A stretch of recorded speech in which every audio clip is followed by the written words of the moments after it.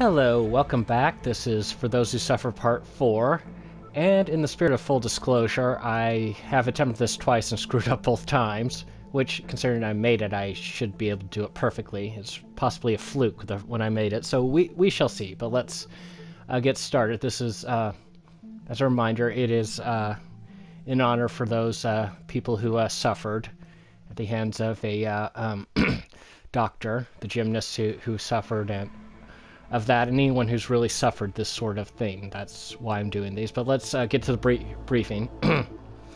We've located several people complicit in the sexual assault of young gymnasts at the HITMAN Hotel.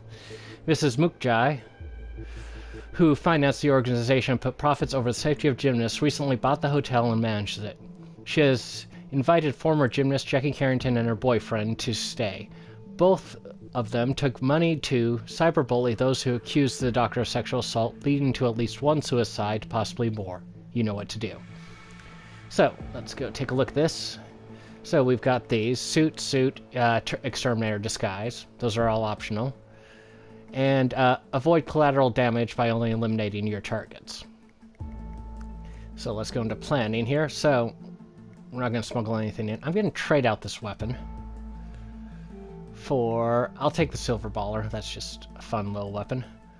What should I wear? Nice suit, casual suit. I'll do Raven suit. That's a pretty cool looking suit. Gonna change that for the disposable scrambler. I might need it, may not. And I'm gonna grab a thunker. We're gonna do the concealable baton. And we'll start in 47's suite. We'll see how well this goes. And if I screw up again, I screw up again. So, one of the things I wanted to talk about was how much blame is applied to each person involved in these with the doctor, with the organization.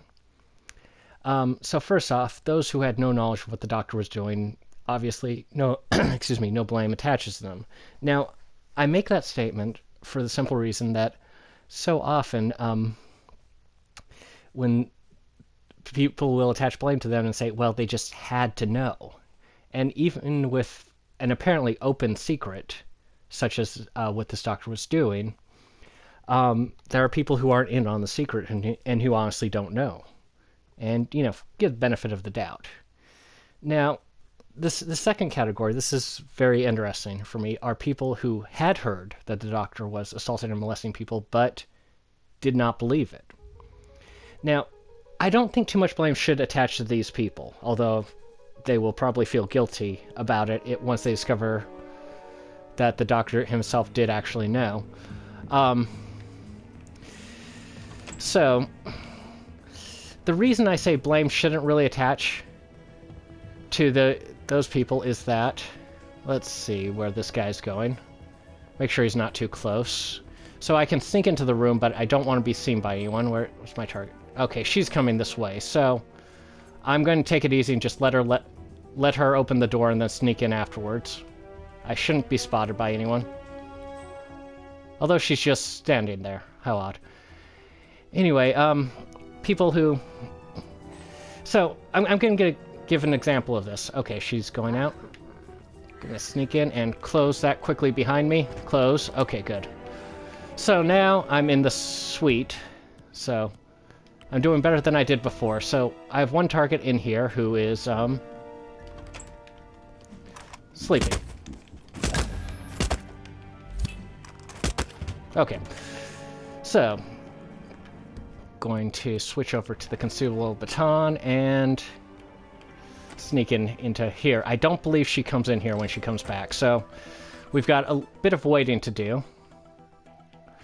She's over there, so I will keep an eye on the door and the mini-map and wait. So, hardest part of this job is the waiting. So, so to get back to what I was talking about, the people who had heard the doctor was doing these things, but didn't believe that the doctor was doing these things. And let me put that into some sort of perspective. I want you to imagine somebody you know who is male, somebody you like, say a friend, a relative, whoever. Now imagine they've been accused of sexually assaulting young girls. Now your first reaction will be to think, okay, it's trumped up charges, this person would never do that sort of thing. And that's actually a very, very good reaction. It shows loyalty, it shows support of the people we know, people in our lives. And that is a very important thing. We want to think the best of our friends, and when we reach a point, okay, she's going further away, darn it. When we reach the point where we don't show that support for other people, we automatically suspect them, then the relationship isn't going to go anywhere any good. So, and this is exactly why there needs to be a due process. We need to people who are trained to investigate need to find out the truth of what happened. And, that's why that's there, that due process. And, an accusation, just because somebody's been accused of doing something horrible doesn't mean they have. And you need to find the truth. And, and also just because somebody's been accused doesn't mean they're automatically innocent either. So, just a little, philosophizing on that one. Now, I'm going to move on to another interesting group of people we may want to blame. Those who knew what the doctor was doing but chose to deliberately ignore it. It was an inconvenient truth. Now, there are two sides to it. One, it would have just been inconvenient and, they just chose, instead of to create this inconvenience, they chose to completely and totally ignore it so that, so that it could keep on happening. That... I think they deserve a lot of blame because they could have done something and then they couldn't. But there's a second part to that that's also very interesting, that actually somebody drew my attention to when I was discussing this with somebody that I hadn't even thought of. And there are people who know of what's happening but are literally in a position where they can't do anything about it. So imagine someone basically having to support a family, making, a small amount of money, not too much money. They don't have enough money to, quit and be viable. And if they are fired, as, could very well have happened to people who'd accused the doctor, if they are fired and they get a bad recommend against them, they could possibly never work in this same sort of job again. And that's actually, for certain people, that's actually life or death. I mean, if you can't get a job and you want a job and you have to feed and support your family, it's very difficult. It's extremely difficult to be able to come out and, say something when, one, if you say something, probably nothing will be done. And two, you will lose everything. You'll lose your job. You will be fired. And that's a very difficult moral position to be in.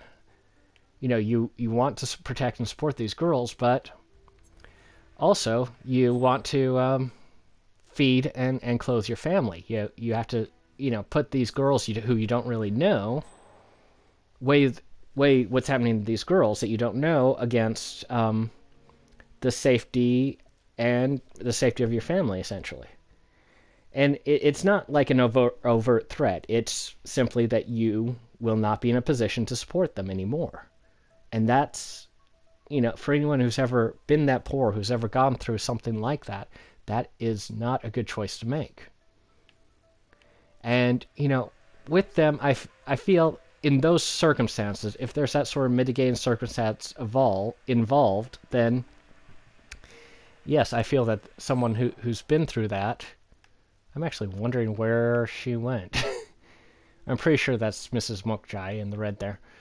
But those who are in that sort of situation, I think those are, personally believe those are extenuating circumstances enough where blame shouldn't attach to them. And in fact, we should feel sympathetic because they were faced with a massive moral dilemma. So, maybe she went up. She's probably hidden somewhere. I think she comes back. When I did the original contract, I caught her before she left. Ah, there she is. I think. Anyway. So, those are like the the very basic levels of responsibility here. But then we move on to people who are more directly responsible for what happened. There are those who basically who just put profits and loss, put their business essentially above the lives of these young people, and that's not good. Those people, I think, have a lot more blame attached to them, who pretty much, allowed all these horrible things to happen, for their own profit, whether it's monetary profit or some other sort of profit. That's actually kind of a cool angle, isn't it? And those people, I believe, deserve a lot of the blame. But of course, like the star of a show, all the blame can be appropriated, can be given to the star of the show. And that's the person who was sexually assaulting these young girls to begin with. They're the ones who have the full culpability in this case. And you know what? I was going to do the full contract, but it looks like it's going to be a while waiting. And I'm not... I'm still haven't figured out the editing things where I can cut a video in half or, remove long, boring, waiting moments in the video. So I'm actually going to end this particular mission right here. I've given you a very basic idea of how to start the mission, and I'm sure you guys are smart enough to figure out how to do it, and you actually probably do it a lot better than I do it. I'm one of those players. My only success in video games is through persistence.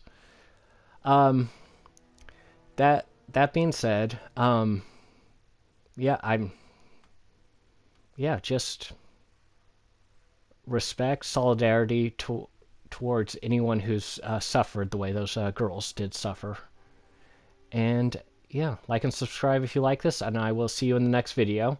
I'll leave Agent 47 creepily waiting in a bathroom with a collapsible baton. Yeah, not creepy at all. No, that's a completely rational thing for him to do, right?